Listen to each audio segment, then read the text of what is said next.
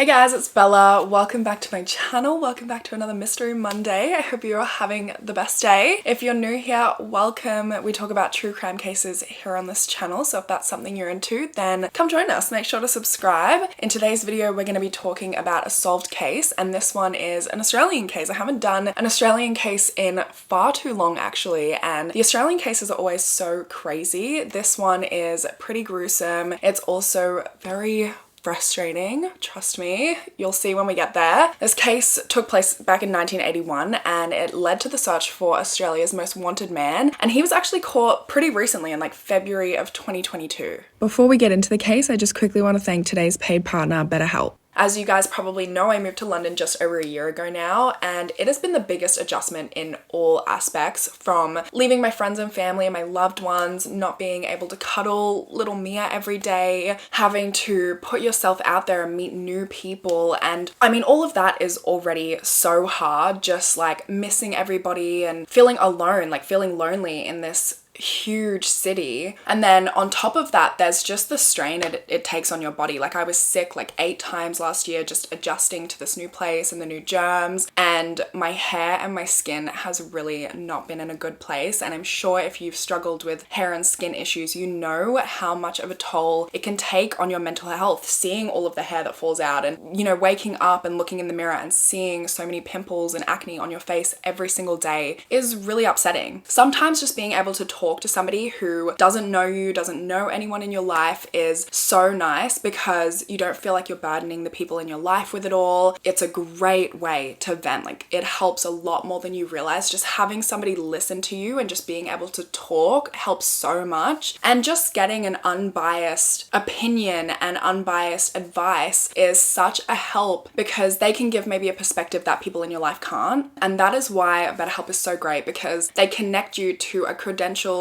therapist who will be able to give you unbiased advice and also just listen to you, because speaking about everything and having that ability to vent, it really helps. And also the fact that you can do it from your own home, you can do it on your computer, on your phone, you can have a video chat, you can have a phone call, you can even just message, like whatever you feel most comfortable with. So if you do want to try it out and let BetterHelp connect you to a therapist who can help you from the comfort of your own home, you can go to betterhelp.com/BellaFiore, or you can select Bella Fiore when signing up and you'll get a special discount for your first month. So I will leave all of that information, the link and everything, in my description box down below for you. Make sure to check that out, and let's go ahead and get into today's video. So Kim Barry was born in 1961 to parents Brian and Beverly Barry. She also had a younger brother named Wayne, who was 4 years younger than her, and they all lived in Mount Pleasant in Wollongong, which is in New South Wales, along with Kim's grandpa, Brian's dad. His name was Dal. Kim referred to him as Pop. He lived in a small apartment at the back of the family home, and he and Kim were super close. They would just sit and talk for hours about everything. He was the only person that she let call her Kimmy. Kim was described as a happy, just really sweet and caring girl. She did well in school. She was well behaved in terms of, you know, she was a good kid. She didn't do drugs. She didn't get in with the wrong crowds. She was very trustworthy, very nurturing. She was even trusted to babysit her next door neighbor's kids. Her neighbor, Wendy Wybrow, the one she babysat for, said, quote, "Kim was a lovely girl for those who knew her as I did. She was a very trustworthy person to the point where I allowed her to babysit my 2 children. To me, she was always happy and bright, very outgoing on the outside, but very sensitive on the inside." Kim dreamed of becoming a nurse. She really had the heart and the personality for it. She studied to work as a nursing assistant, and she did get the grades for it, but she didn't pass her entrance exam because she was just so nervous. She got exam jitters. So in the meantime, until she could sit the exam again, she worked in a supermarket and also volunteered to help nurse disabled children at a place called Cram House. One of the nurses that worked there with her, a woman named Tracy Odians, said, quote, "Kim was one of the girls that really had a heart for those kids, and she was really interested in taking care of them, helping with them to feed them and clean them, and I loved working with her because she was a really good worker. I thought she was very nice." Kim also loved dancing. She took classes at a local modern dance studio. She loved going out and getting a drink with friends and just, you know, having having a little boogie. So on Friday, the 6th of February in 1981, Kim was 19 years old at the time, and she was put in charge of looking after her little brother Wayne, who was 15 years old, just for the Friday night while her parents, Brian and Beverly, went to their holiday home. It was in a place called Sawtell in New South Wales, which is about 600 kilometers or 370 miles away from where they lived in Mount Pleasant. So it was about a 6.5 hour drive away. It was just a short trip, just one night, but neither of the kids could come because Wayne had an athletics competition, and then Kim not only had work, but she also just didn't like going to Sawtell ever since she was 14. When she was 14, she went on a trip there with her parents and just got absolutely swarmed by sandflies and got really bad scarring all up and down her inner thighs from it, to the point where the scarring was so bad that she was, she didn't like wearing togs in front of people or in public because the scarring was that bad. So safe to say she just did not love going to Sawtell. And it honestly wasn't really a leisurely holiday anyway, to be honest. Brian and Beverly were just going up there because they got a letter from council that if they didn't mow their lawn there, that they were going to get a fine. So they just went up there to mow the lawn, stayed the night, and then they drove back the next day. They were back by 3 p.m. on the Saturday, but when they got back, Kim was gone. Wayne said that she had gone out with a friend on the Friday night, and he didn't know who she went with or where she went because she probably told him, but he was 15. He didn't really care where she was going or who she was hanging out with. All he knew is that he came home from athletics practice on the Friday night. Kim was there, she made them dinner, she cleaned the dinner up, and then she caught a taxi to go and see a friend in Wollongong. And so Brian and Beverly, they really weren't concerned at first because they just thought she was still with that friend. Honestly, they were a little pissed because she wagged her babysitting duties to go out. She still wasn't home, and she didn't leave a note to say that she was going to be staying out with a friend, which was like a family rule. They always left a note because they didn't have a phone at home. They had to go and use the payphone, which was like a couple minutes walk away. So they couldn't just call to be like, hey, I'm not coming home tonight. So they were a bit pissed, but that was kind of the extent of it. She was a teenager who had gone out with a friend and stayed out. But then Sunday comes and goes and there's still no sign of her. She hasn't come home. So Beverly walks down to the payphone near their house and she calls all of Kim's friends that she has the phone numbers of, and no one has seen or heard from her. She didn't get in contact with anyone that was with her on the Friday night. She talked to neighbors, she talked to relatives, and just nothing. So of course she's starting to get concerned now, but Brian is trying to reassure her. He's like, she probably is just having a weekend out with friends, or she's probably spent this extra day out because she knows that she's going to get in trouble for wagging her babysitting duties, and she's just trying to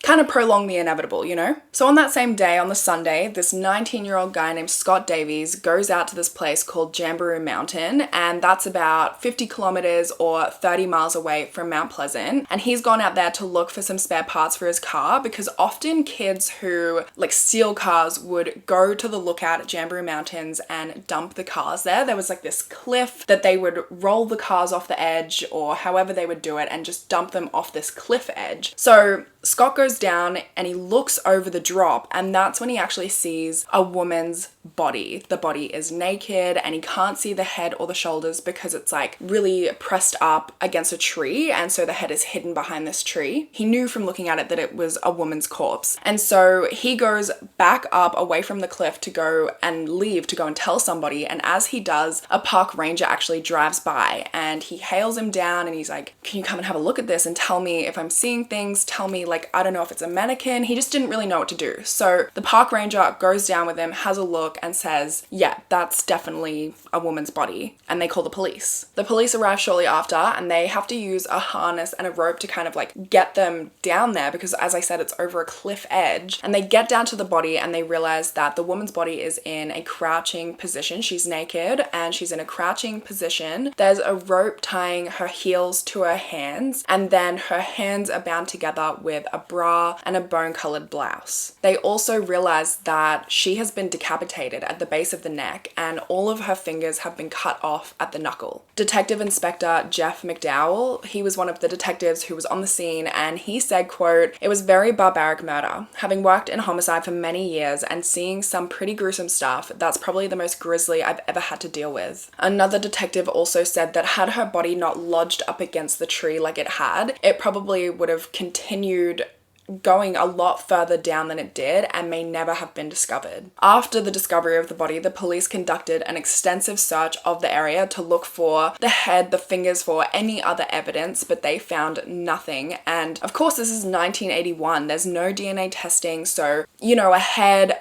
a facial ID, dental records, fingerprints, they're really the only way to identify someone. The bra and the blouse that were used to bind her arms together are really the only clues they have as to who this person might be. They did try to match her palm print, but they don't have a computer. So they basically had to pull all of the physical files they had of female handprints. There was hundreds of them, and they tried to match the palm print that way. And they were particularly looking at women that were involved in drug offenses, because in the autopsy there was no sign of sexual assault, and it's often career criminals or people involved in drug trafficking or drug offenses who will cut off people's head and their fingers. And there was actually a lot of that going on at the time. There were all these cases of these drug lords and these drug dealers who were cutting off the heads and hands of their unwanted couriers. So the police thought that maybe that was the case in this instance. There was no match on file for the palm print, and so with almost no evidence in this case, on Monday they decided to hold a press conference, which was broadcast on TV, on the radio, in the newspapers nationwide, and they displayed the only evidence that they had, which was the bra and the blouse, which they actually had to get special permission to do because it was pretty gruesome. An early news report also reported that this woman was pregnant, and the newspaper that went live, the title of this newspaper was "Pregnant Woman Slain, Headless Body Dumped Over Cliff." On that same Monday, Brian and Beverly went to work as usual, and because they were at work, they didn't see any of these news reports, any of these broadcasts, nothing. While Beverly's at work, she gets a call from one of Kim's friends named Donna Holland. She was 17 years old, and her and Kim had become friends a few months earlier, but they had gotten really close. And she was not one of the friends that Beverly called on the Sunday because she didn't have Donna's number. But Donna called her on the Monday because she had seen this broadcast about this woman's body that was found, and she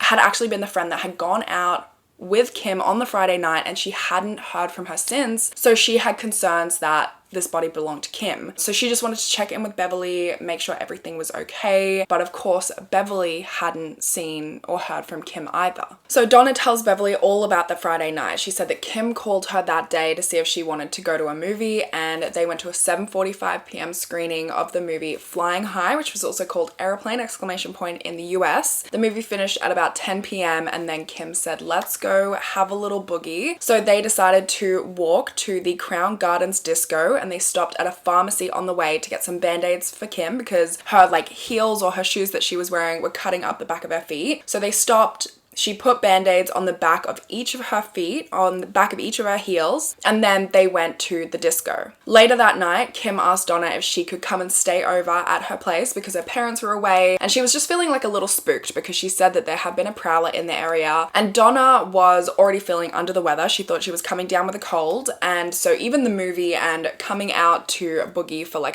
an hour or two was a lot for her. But then she also had to be up at 5 a.m. the next morning for a babysitting job, so she said no, she said that she couldn't. She also kind of thought that the prowler story was just an excuse to try and get Donna to come and stay out with her because she really wanted Donna to stay over. When Donna said no, she's like, "Please just stay until the disco closes at 3 a.m. So Donna just thought it was a bit of an excuse. She gave Kim some money for a bottle of wine and for a taxi home later that night, and then she left the disco at about 12 a.m. The main reason that she thought the body that was broadcast on the news that was found on the Sunday belonged to Kim is because they specified in the news reports that the body had band-aids on the back heels of each of the feet. Beverly, however, didn't quite believe it. She didn't want to believe it. This is her daughter. She had also briefly seen the news paper that was titled "Pregnant Woman Slain," and Kim was not pregnant, so it couldn't be her. It turned out, however, that the woman wasn't pregnant. An autopsy confirmed that she wasn't pregnant, but I guess when the body was first seen, it was bloated, so maybe there was a comment that she was potentially pregnant, and a journalist overheard this, printed it, and then it just kind of spiraled from there. But the autopsy confirmed that she was not pregnant. The autopsy also revealed that she had a broken bone in her right right forearm, as well as bruising to her shoulder and her chest. They determined that her head had been cut off at the neck with a sharp instrument and that her fingers had been removed with a saw. And it wasn't done precisely or surgically or expertly, but it was done very carefully. They also found that she had a birthmark, a heart-shaped birthmark under her right breast. They determined that she was between 20 and 35 years old, around 167 centimeters, and she was of medium or solid build. There was scarring on the insides of both of her thighs. There were ligature marks on her ankles and on her right wrist. A cause of death could not be determined, and this was all reported. The misinformation was corrected in further news broadcasts. So Beverly gets home that night on the Monday night and she turns on the 6 p.m. news while she cooks dinner, and they're broadcasting all of this information, correcting the misinformation, and they also show the bra and the blouse that were found that were used to tie the body's hands together. And immediately Beverly recognizes the bra and the blouse as things that Kim wore. So she runs to Kim's room and she sees that they're not in her closet. She runs to the laundry, hoping that maybe they're just being washed, but they're nowhere to be found in the whole house, and she just knows. She knows that the body is Kim's. When Brian got home from Wayne's athletic practice, they immediately went to Wollongong police station and they sat down with 2 detectives there. They explained that they believed the bra and the blouse belonged to their daughter. They also told the detectives about the scarring on the inner thighs as well as the birthmark underneath her right breast, and both Brian and Beverly were taken to the morgue to identify the body. Brian was the one to actually go in and identify her to try and spare his wife the trauma of seeing their daughter like that. They covered the neck and the hands and where the cut marks were on Kim's body to spare him from seeing that. And when he got in there, he knew it was her immediately because he saw that birthmark and he knew it was his daughter Kim. After this identification of the body, detectives went back to the Barry house and they collected a palm print from Kim's room so they could positively identify her that way, and they did. It was a match. And of course, the entire family, including Kim's younger brother Wayne, were devastated. They would never be the same without her. And not only have they lost their daughter, but they've lost her in such a tragic, horrific, and traumatizing way. And who could do this to such a sweet, kind, caring, nurturing girl? It was actually also the second child that they had lost. So shortly after Kim was born, they had a son named Brett, and they lost him at a very young age. So police immediately got to work trying to figure out who could have done this, and they looked into Donna's claims that Kim had said she was scared of a prowler in the area. They interviewed dozens of people, but they couldn't find anything to substantiate these claims. They couldn't find any evidence that she was involved in any sort of drugs or any criminal related activities whatsoever. A $50,000 reward was offered for any information that led to the arrest of her killer, and they also got a copy made up of the clothes that she had been wearing on the night of her disappearance. They put this on a mannequin alongside a photo of Kim's face, and they put this outside the Crown Gardens casino where she was last seen alive. And this actually got a lot of people from the disco who had seen her that night who came forward. The bar staff came forward to say that Kim had been there, they had seen her, she had bought a bottle of Liebfrau wine, and that it was the only bottle of that wine that was sold that night. 2 sisters named Meryl and Kathy also came forward and said that they had been at the disco that night celebrating their friend Glenn Potter's 21st birthday, and Glenn had been there celebrating a joint celebration of his birthday and then his brother Graham Potter's Bucks party. They said they saw Graham that night talking to a girl on the couch, and then at around 12:30 he came over to the table they were sitting at with his brother Glenn. He gave Glenn his cardigan and then also dropped a half-drunken bottle of Liebfrau wine on the table, and then he left the disco with that girl. And of course, Kim was the only person who bought a bottle of Liebfrau wine that night. Another guy named Victor also came forward to say that he knew a guy named Graham Potter and that he had been at the disco celebrating his Bucks party, and then he had randomly, after all of this news broke about the body being found, he randomly disappeared. And he was meant to have his wedding on Valentine's Day, on Friday the 14th, and of course, he just cancelled that last minute, disappeared, and Victor just thought it was too convenient timing, like it was just too much of a coincidence. And more witnesses started coming forward saying that they had seen Kim and Graham together that night. So one witness saw them dancing and holding hands, another witness saw them talking on the couch, and another witness saw them holding hands walking towards the exit just after midnight. And as it turns out, Graham and Kim were already known to each other. Years earlier, they had taken dance classes at the same dance studio, and Kim actually had a crush on Graham. She had told like friends and family she had a little crush on him. Graham was 4 years older than Kim, and at this point in 1981, when the murder took place, he was 23 years old. He was working as a coal miner, and he actually used to work as a mortuary assistant. So he had witnessed many post-mortem exams, which would definitely help him carefully decapitate someone and cut off their fingers. So of course detectives want to go and speak to him, but like I said, he mysteriously disappeared. And so instead they go and speak to his parents, his brother Glenn, and his fiance, 20-year-old Cherie Jones. And the Potter family is like a very close family. So they believe there is absolutely no way Graham could have done this. They're actually a little bit confused as to why the police are even talking to them about Graham, but they were cooperative because of course there's nothing to hide, because there's no way he did it. His parents even let the police go and look in Graham's apartment, and when they went to look in the apartment, it was sparkling clean, like not even furniture. His parents were looking after his extra possessions while he was away. As it turns out, after he went away, his parents decided to, or his family decided to put his apartment on the market, which is of course major red flags. When they went and spoke to his brother Glenn, Glenn was actually kind of hostile towards detectives. He was reluctant to speak, but he still did tell them about that Friday night. He told them that yes, they had gone to the Crown Gardens disco for a joint celebration. They got there at around 12 a.m, at which point Graham went to speak to a girl that he kind of knew, a brunette girl, and Glenn said it could have been Kim, but he couldn't be sure. At around 12:30 a.m, Graham comes over to the table Glenn's sitting at, and he drops his cardigan, the half bottle of wine, and then he leaves with this girl. And Glenn just thinks it's like one last hurrah before the wedding, whatever. Graham comes back about an hour later and he says the girl got cold feet, she left, it didn't happen, and he was totally normal. They stayed there until 4 a.m, at which point Graham and Glenn caught a taxi back to Graham's apartment. Glenn went to sleep on the lounge and Graham went up to his bedroom to go to sleep in his bed. They then find that on Sunday the 8th of February, he had been at Sherry's house that night, his fiance Sherry's house, and they were watching TV when all of a sudden the news broadcasted the news of the headless body, and he gets up immediately and just leaves her place, goes back to his own apartment. The next day, on the Monday, he goes to the bank and he withdraws almost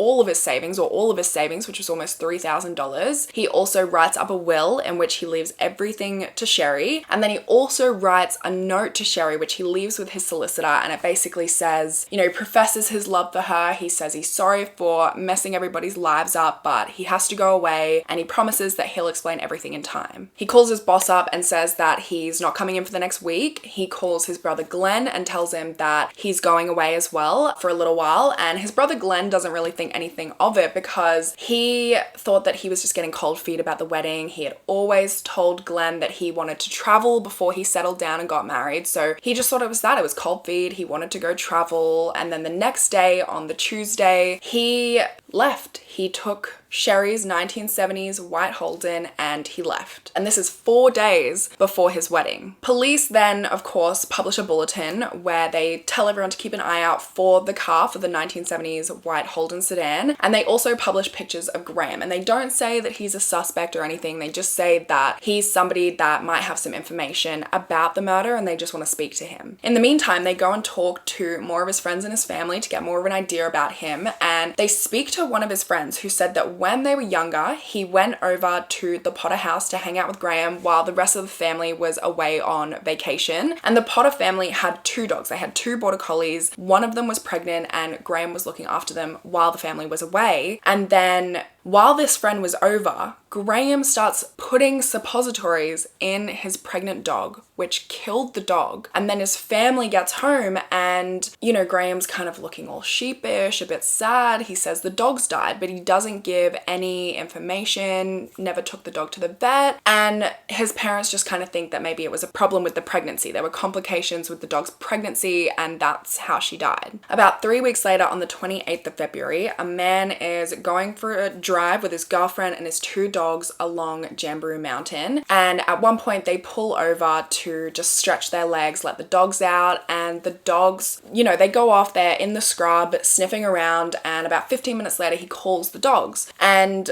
one of the dogs comes back, but the other dog doesn't. He's calling it, the dog will not come back, which is not like the dogs because they're very obedient dogs. They always come when they're called. So he goes into the scrub to find his dog, and his dog is like sitting there, bone still, just staring at something. And as he gets closer, he realizes that the thing his dog is staring at is a skull. He calls the police, 2 detectives come out, and they're immediately of the assumption that this skull belongs to Kim Barry because it's in around the same area that her body was found. So immediately a large search is conducted of the area, and during this search they find a plastic bag, and this plastic bag contains 2 bloodstained sheets, a blue striped flannelette one and a floral one, and then it also contained a bloodstained gown, which inside this gown were fingers. The skull and the fingers were like, there was no flesh or hair or anything left on them, which led them to believe that animals in the area had scavenged on them. There was also a large area of bone missing on the left temple of the skull, and the way that it had been crushed inwards indicated that she had been hit in the head with a heavy, blunt object. The gown that was found that had the fingers inside also had an indentation in it that indicated that the skull had also been wrapped up inside this gown, and in this indentation they also found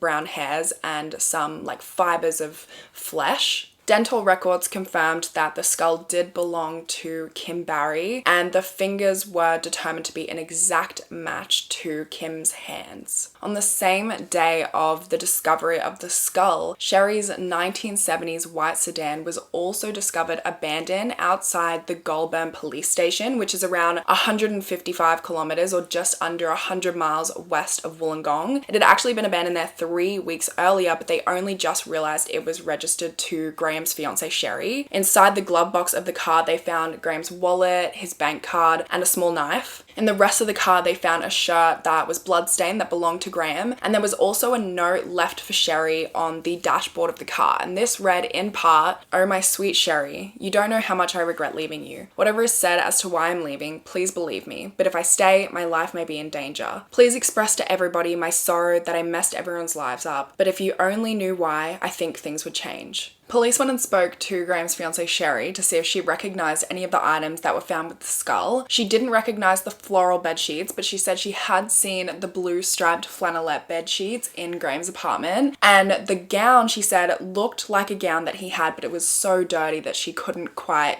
confirm for sure. But the fact that she did recognize some of the items was enough. Police got a warrant to search Graham's apartment again, and this time they brought a forensic biologist to check for any blood stains or anything like that. She conducted tests for blood in all rooms of the apartment, and turns out the apartment was not quite as spotless as it seemed. Traces of blood were found in the drain of the bathroom basin and on the tap. There were long, light scratches in the bathtub. 2 blood stains were found on the carpet of the spare bedroom, and when they lifted the carpet, the blood had seeped through, leaving large stains on the floorboards. The skirting boards had been freshly painted to cover up blood stains, and hair matching Kim's were found in the paint and also in the clothes dryer, on a disinfectant bottle, and in the carpet. DNA testing wasn't available at the time, but all of the bloodstains matched Kim's blood type, which was an extremely rare blood type that was shared by less than 1% of the population. Detectives also went and looked through the possessions that Graham's parents were holding for him, and they found a dressing gown cord that matched the dressing gown that was found in the plastic bag that held Kim's fingers and her skull. They also found bed sheets that matched the stained bed sheets that were found with the skull and the fingers as well.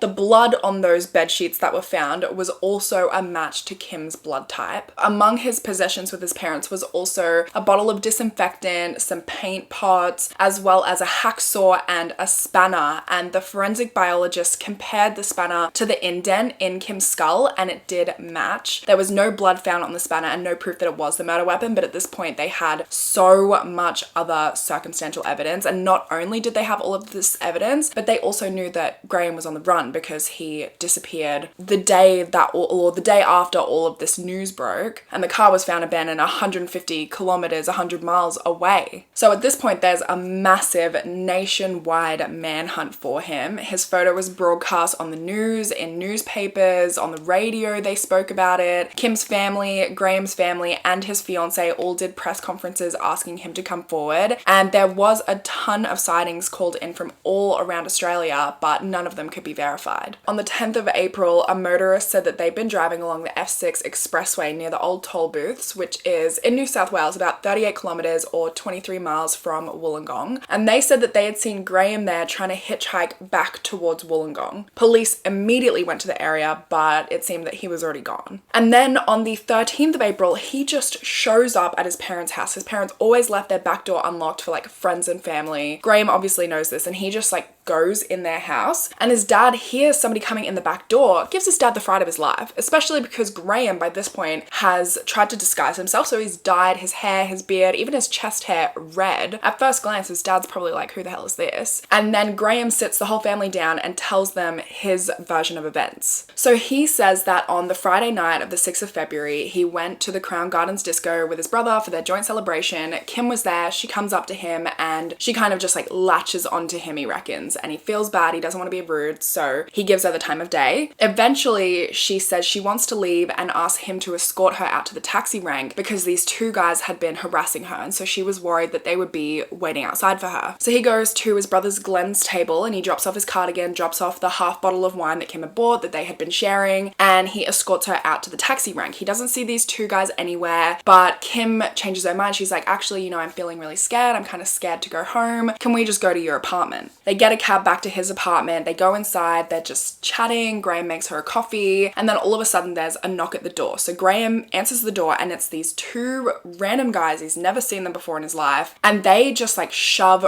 right past him into the apartment and say, go upstairs and behave while we talk to Kim. And they're very aggressive, and you know, Graham sort of looks at Kim and Kim's like, it's fine, I'm good, it's all good. So Graham reckons he goes upstairs and he's waiting up there, and eventually he starts hearing some commotion, some raised voices. He goes back downstairs to check on Kim, and Kim is lying on the lounge room floor. There's blood, so he assumes that she's dead, and he also sees a rolling pin nearby with blood on it that he assumes they've used to kill her, and this rolling pin is from his kitchen. One of the guys is like on top of Kim, and then the other guy is going through her purse. When they notice Graham standing there, one of the men comes up, twists his arm behind his back, pushes his face up against a wall, and basically say to keep his mouth shut or they'll kill him as well. And then they tell him to go back to the disco and act normal while they clean everything at his apartment up. So he does. He goes back to the disco, acts normal, he parties, he drinks, he dances, nobody suspects a thing. And then at 4 a.m, of course, him and Glenn leave and they go back to his apartment,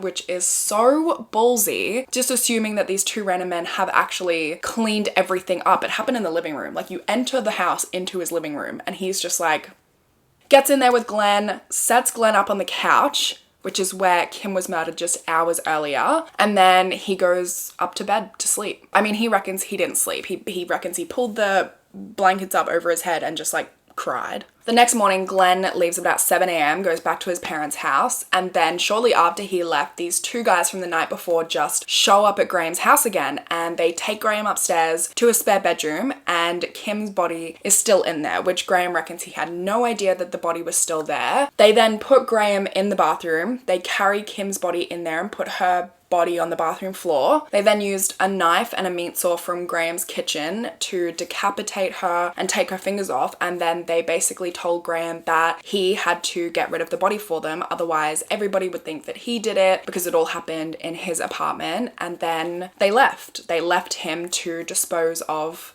Kim's remains. He says that he then hitchhiked to Sherry's house to borrow her car, and he drove the car back to his own apartment. He then tied Kim's hands together using her bra and her blouse. He then tied her in a crouching position, tying her hands and her feet together using a cord from one of his dressing gowns. And then he wrapped her body in those bloody sheets that were found, the floral sheets and the striped blue flannelette sheets. He wrapped her head and her fingers in his dressing gown and then put that in a plastic garbage bag. He then put her purse, her jewelry, the rest of her clothes, and the rolling pin, which he assumed was the murder weapon, in another garbage bag. And then he carried her body and those two garbage bags down to Cherie's car. He then drove out to Jamboree Mountain Lookout where he disposed of the body. As he was driving away, he says that he forgot that he had the other two plastic bags in the car. So a little further down, he disposed of the garbage bag that contained the gown, the bed sheets, her head, and her fingers, and he disposed of that in the shrub. And then a little further down from that, he realized that he had the other bag with her purse, her jewelry, her clothes, the rolling pin, and so he disposed of that a little further down as well. He said that he spent all of Saturday and Sunday with Cherie, and then after he saw the news broadcast about the murder, he went home to clean his entire apartment, get rid of all traces of the murder. On Tuesday, he drove Cherie's car down to Goulburn, where he abandoned the car and got on a train to Melbourne. When he was in Melbourne, he tried to disguise his appearance by dyeing all of his hair red, but by that point, his photo was just everywhere. So he decided to fly to New Zealand and get a job in New Zealand. And then while he was there, he heard that they were looking for him. They heard about the police investigation. And so he decided to come back to Wollongong to assist police in their investigations. So after hearing his whole story, his parents called the police and Graham Potter was charged with murder. He didn't actually tell the police the whole story I just told you that he told his family. That story wouldn't come out until his trial. He didn't answer any questions. He didn't make any statements. He didn't give any hair or blood samples. He would only talk to his lawyers about what happened, and he actually added new information when talking to his lawyers, saying that when he asked Kim to pay for the taxi to his house, she opened her purse and showed him that she had no money, but she had all of these like little baggies of white powder in them, which was later disproven. It was disproven that she had any coke or drugs or anything in her bag, and honestly it didn't even make sense, because why would you just be showing some random guy like, I've got no money, just all of this coke? So Graham's pre-trial hearing was on the 22nd of July in 1981, and this was the first time his crazy story was presented to the police and to the public. His defense requested bail at this hearing so that he could help track down these two men that apparently killed Kim from his story, but this request was denied and he would remain on remand while awaiting trial. And then also while they were waiting for his trial, police were actually tasked with looking into his story and trying to find these two guys that he was talking about that killed Kim. So a police identikit expert had to go and meet with Graham, and they had to do up portraits of these two guys. One man had a long face with dark hair styled in a quiff, and the other had a slightly wider face, big eyes, and close cropped hair. The police identikit expert said that it was quite weird that normally the first thing people choose is the eyes, because that's what you really remember of a person. But Graham apparently swapped out the eyes a bunch of times, and they were the last thing that he decided on. Police took these portraits to all of the witnesses from the Crown Garden disco to see if anyone recognized these two men, but nobody did, and they couldn't find any validity to Graham's story. And there were also just so many inconsistencies in his story. First of all, the apparent like baggies with all this coke in her purse, and she had nothing else in there, no money, just bags of cocaine. Her friend Donna Holland said that she had checked Kim's purse before she left her at the disco. She had given her money, so she knew that the only thing in Kim's purse was money. She had a couple of bills in there. There was no drugs, no cocaine, nothing. And if she did have cocaine, why would she just randomly be showing this guy? It makes no sense. But it seemed like he had maybe seen all of the initial news reports that were saying maybe this was drug related because of the fact that the head was cut off and the fingers were cut off, and that was a thing that was happening at the time that drug lords were doing to unwanted couriers, and he just ran with it. He's like, you know, these two guys came and he's trying to paint them to be like drug dealers or something, and she had all of this cocaine in her bag and that sort of thing. Also, his story about these two guys is just so stupid because,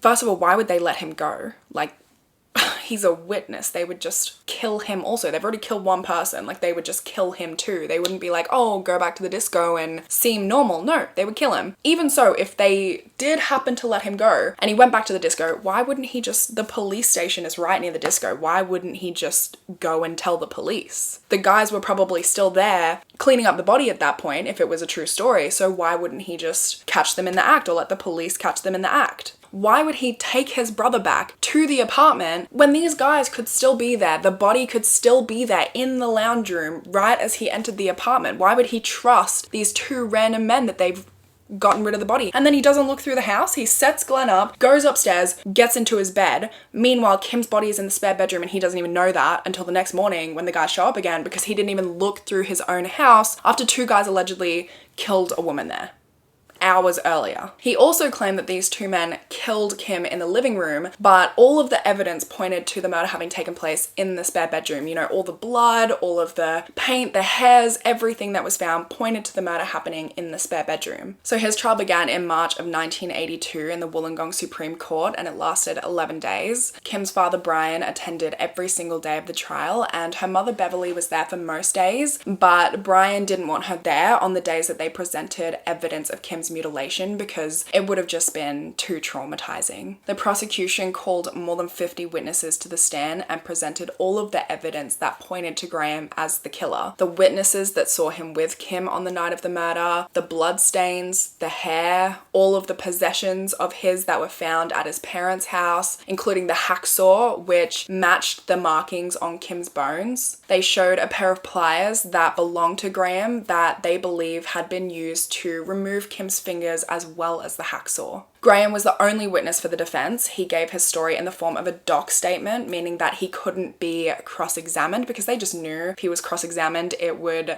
probably not go well for him. And really all the defense had was Graham's insane story with so many inconsistencies and the fact that they believed there wasn't really a motive presented. They also tried to argue that the fact that there was 2 ways that the fingers were removed, the hacksaw and the pliers, meant that there had to have been 2 killers. At the end of the trial, the jury deliberated for just over an hour before coming back and declaring Graham Potter guilty. He was sent to Goulburn jail, where just months after his conviction, he married Sherry in a brief ceremony inside the jail. He continued to protest his innocence, and his wife and family continued to advocate for his freedom. And when all of his appeals failed, they tried to get his case heard by the High Court of Australia, but this request was also rejected. Now, this whole case gets even more insane, but before we get into it, I just want to talk about the potential motive and then some evidence that wasn't presented in the trial. So first of all, there's evidence to suggest that Kim actually wasn't killed in the first blow and that she was left at Graham's apartment dying for some time. Her and Donna had gotten food at both the movie and at the disco, but in her post-mortem, there was no food in her system at all, which indicated a complete digestion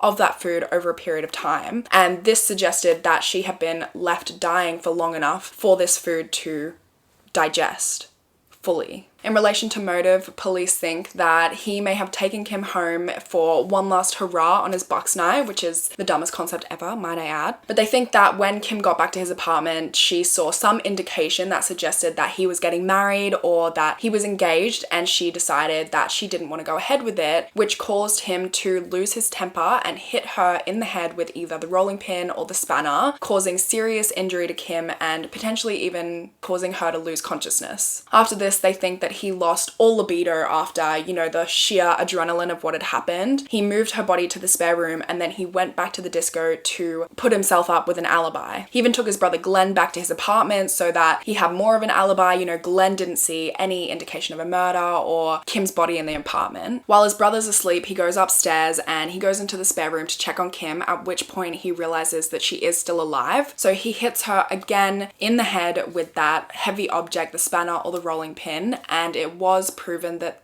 there were 2 heavy blows to her skull. One detective even theorized that Kim was still alive after this, and so he took her into the bathroom where he strangled her to death because there was actually some discoloration, some pink discoloration on her teeth. And there is evidence to suggest that when somebody is strangled, the capillaries in their teeth actually burst and that leaves blood, and when the moisture of the blood dries up, it leaves a pink discoloration on the teeth. 5 years after Graham's conviction in 1987, a bushwalker actually was in the dense shrub in the Jamboree Mountain when he found that final garbage bag that contained Kim's purse, jewelry, clothes, and the rolling pin. Inside Kim's purse was her ID and a few dollars, which further disproved Graham's theory that she had all of these little baggies full of cocaine and no money. In June of 1990, Graham actually escaped from prison with another inmate. They crawled through the roof of the prison's visitor center, jumped the wall of the prison, and then caught a taxi. The poor taxi driver had no idea. When he heard about the prison break, he immediately called and told the police exactly where he dropped these inmates off, and they were both caught within 22 hours of the escape. And then just 6 years later, in 1996, after serving just 15 years in prison for the murder, Graham was released on parole. After his release, he moved to Tasmania with his wife Sherry and became involved with different criminal gangs, drug trafficking, and the Australian mafia, which I didn't even know that we had a mafia in Australia. But he was arrested again in 2008. He was one of 24 people charged in the world's largest ever ecstasy importation. 15 million ecstasy tablets worth $440 million